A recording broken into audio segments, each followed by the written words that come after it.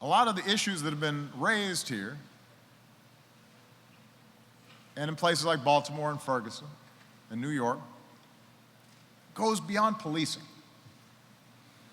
We can't ask the police to contain and control problems that the rest of us aren't willing to face or do anything about.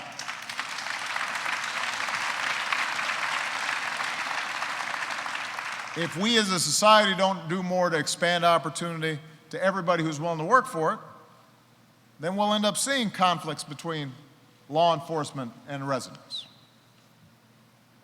If we as a society aren't willing to deal honestly with issues of race,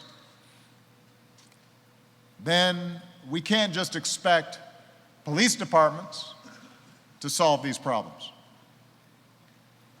If communities are being isolated and segregated without opportunity and without investment and without jobs, if we politicians are simply ramping up